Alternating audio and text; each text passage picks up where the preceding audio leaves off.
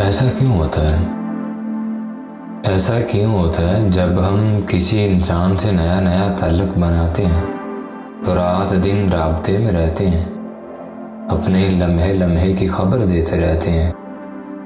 फिर आहिस्ता आहिस्ता राब्ते कम होते होते ना होने के बराबर रह जाते हैं।